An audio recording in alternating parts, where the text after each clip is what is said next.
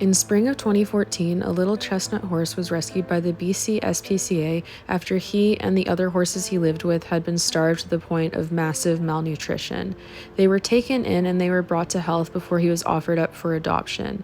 I saw his ad and something about him told me that I needed to go see him, despite the fact that he didn't really fit what I was looking for because he was far too young. They had him listed as a yearling, and we later found out when we aged him with a vet that he was 2 years old, but I was looking for a horse that would be immediately rideable. Despite this, I still desperately wanted to go see him, and so I did, and there was just something about him. I filled out the adoption paperwork after seeing him for the first time and brought him home shortly after.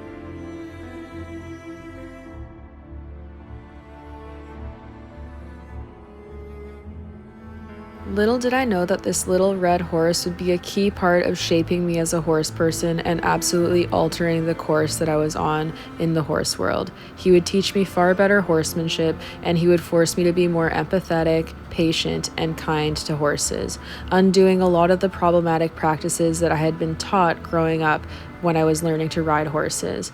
I had been taught to use harsh training methods, and while I was starting to soften my training methods when I got him, he resulted in me learning much more about science-based horse training and getting into positive reinforcement horse training, because force and pressure really didn't get me much of anywhere with him, and it created more problems.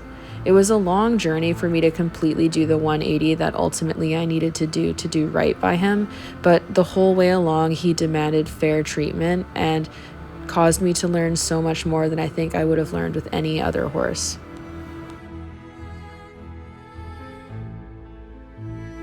Milo was not an easy horse. In fact, he was incredibly difficult. Over the last 9 years, there have been many times where I have felt scared, frustrated, and lost my patience with him. But ultimately, he was so clear in his communication that even when I did get frustrated and lose patience, it always came back to bite me because he told me that I was wrong, which forced me to develop better training methods, and it was ultimately the push that I needed to go into studying equine sciences and equine behavior at Guelph University. Little did I know that this would be a huge step towards building the career that I now have today.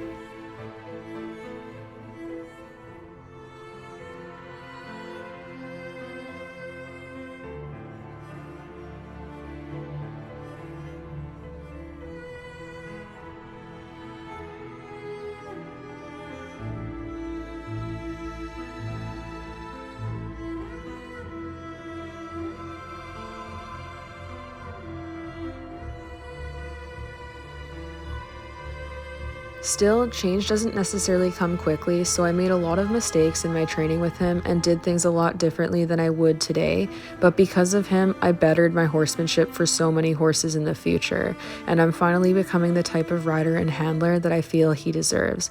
It took a long time, and there were so many mistakes along the road that we had, but he was patient with me and he always forgave me, even when I was really, really wrong. He always was able to put a smile on my face, and he helped me through some very dark times in my life as I dealt with an abundance of trauma with my family and in my life at school. He was always there for me. He was a constant for me from the time that I was 18, now into my late 20s, as I am now 27. He has been there through so much growth and change in my life as I developed from a young person who was unsure, insecure, confused, and frustrated with the world and didn't have a distinct path in life, to now I'm an adult who knows my path in life, who has a much more secure vision of myself and has really found who I am as a human being and lost a number of the insecurities that I had as a result.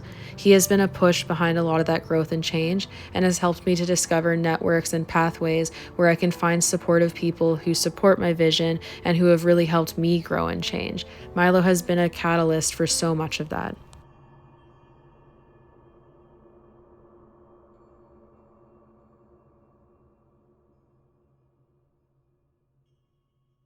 Looking back at these old videos, especially the ones where he's very stressed, I do feel a fair amount of shame because I feel bad that I put him through that much stress and that he had to continue to tell me loudly how he felt while it went more or less ignored in a lot of ways. But I also have to consider the fact that a lot of my role models just told me to ride him through it, and I thought that that was the right way to do things because that's what I had grown up learning. So I have compassion and forgiveness for myself, and ultimately I'm proud of myself for being able to enact the change that Milo needed in order to be treated in the way that he deserved. And as a result, I have built a much different horse than the one that I initially started out having. The scared, explosive, really insecure, and unpredictable horse is a thing of the past. He still has his moments, but he has gotten so much more confident over the years, as you will see in this video as it progresses. And he has pushed me to be better and better year after year and to develop myself as a rider and trainer continuously.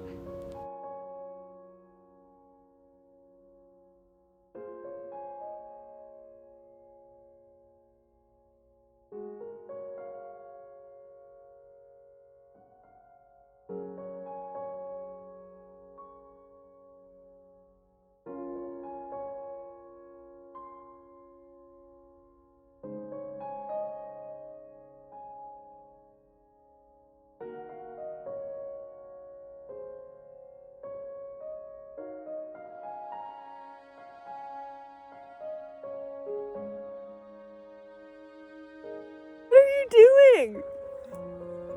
What are you doing? What are you doing, Milo?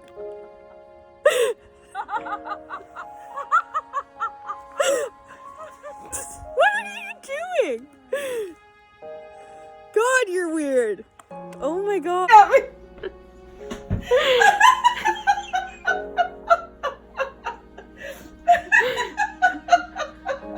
He's a creeper outside the window.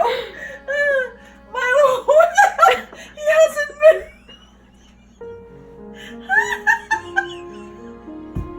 I'm wheezing like a smoker and I don't smoke.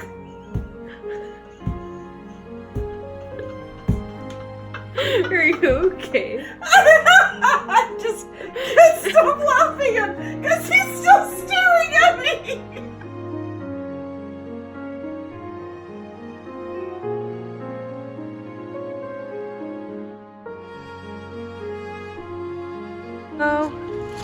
Oh, he pins at Pogo.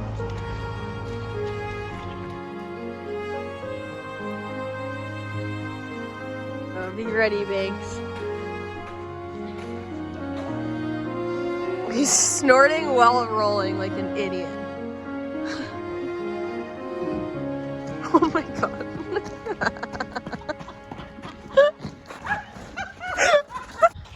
Yes, Banksy, kick him.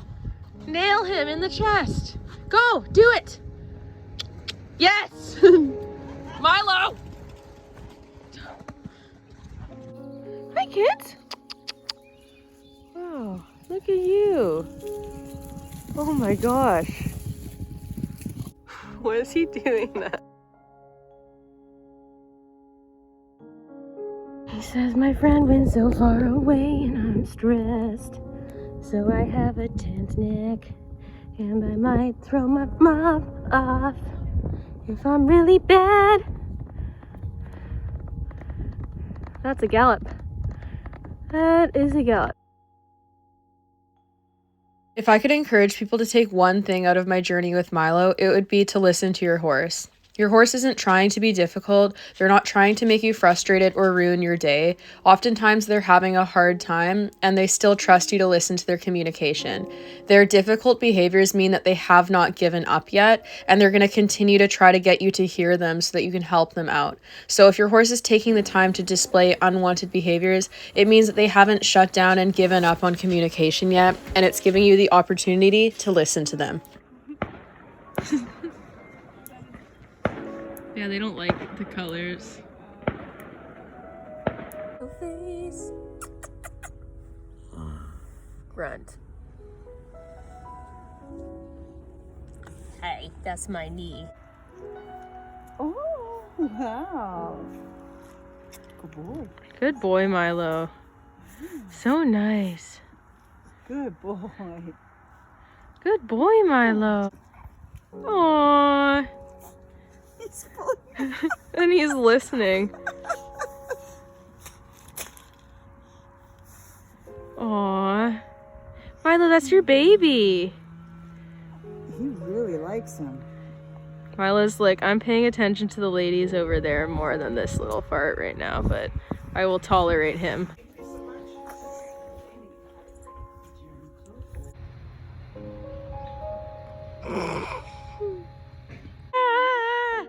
much happiness. Yeah! Good job! You're riding! Oh, there you go. Trot, Milo, trot! Say trot, Milo, trot! Good. Étoile. Étoile. Étoile. Étoile. Hey, why are you doing that? Yeah, Milo, why is he doing that? Back.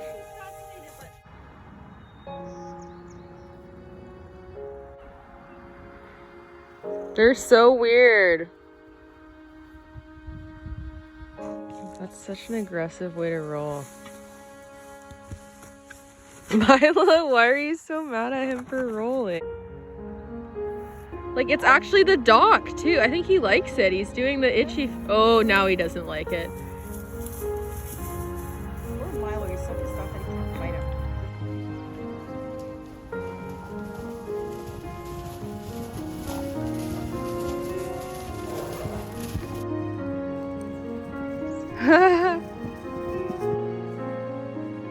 What? You.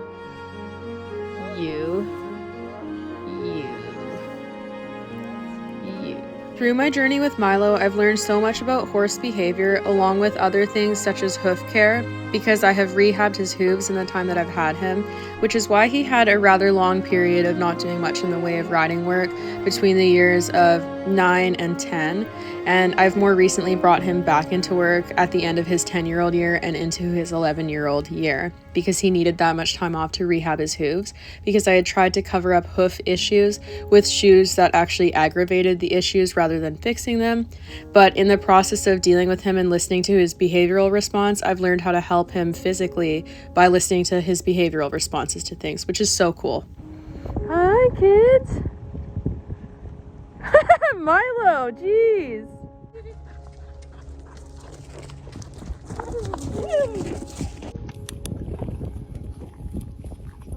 Milo is such a spirited horse who has so much personality, and it's been of the utmost importance to provide him with a species-appropriate lifestyle, and I'm really thankful that I've been able to improve on the care practices that I have him in over the years that I've had him. So much is going on right now. When I first got Milo, I had him in mostly a stall paddock situation for several years, and then in a smaller dry lot. And now I have him out 24/7 on about 8 acres, which is such a huge improvement. I still have the goal of eventually one day buying my own farm property so I can provide him with the lifestyle and eventual retirement that he deserves and give him the utmost stability by providing him a place that he can live until the end of his life in, instead of being moved around from place to place, as what happens with rental properties. Milo, what the heck?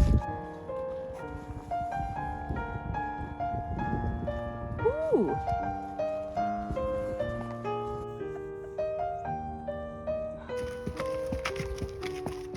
Having fun over there? Milo has also taught me that less is more. He is a lot happier being ridden bitless or bridleless, and that's something that I've adopted the last couple of years more readily since his time off, and it's paid off. The severe stopping issue that he had for so many years over fences, I think, was related to hoof pain, in addition to general anxiety and stress, and how I was just pushing him to work through all of these things. Ever since addressing the underlying issue, I really haven't had any problems with him refusing fences whatsoever, and he's been much more keen to jump.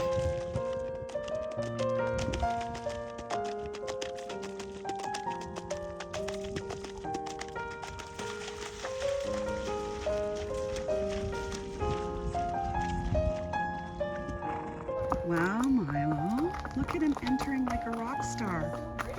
Oh, he's so good. This is so cool. And there's a lot of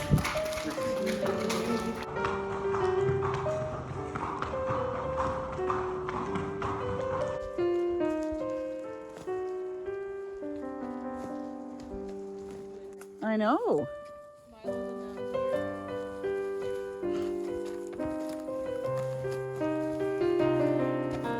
Good boy.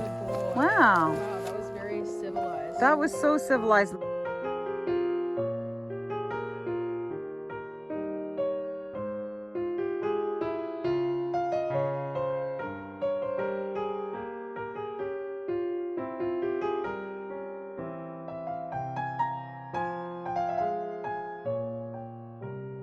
Go.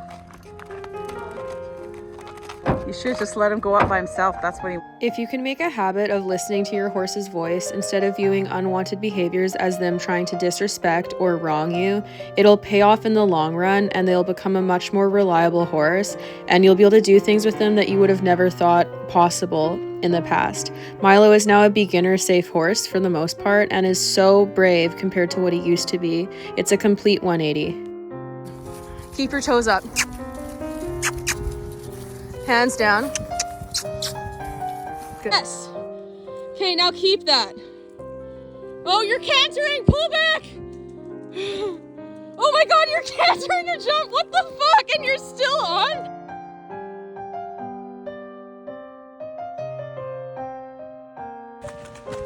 Good job.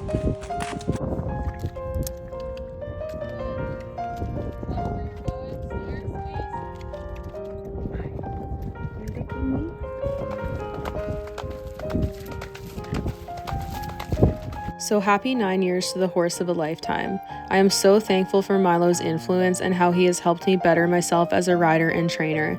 Looking back at all of these clips over the years, I'm really taken aback by all of the things that we have gone through together and how he has still continued to be my friend the whole way along, even when I wasn't a very good friend to him. I'm so thankful for the lessons that I've learned and will continue to learn from him and other horses, and how it has bettered me as both a horse person as well as a human outside of the horse world. Give your ponies a hug and be thankful for how they communicate to you, even if sometimes you don't want to hear what they have to say. I promise you that they'll thank you for it.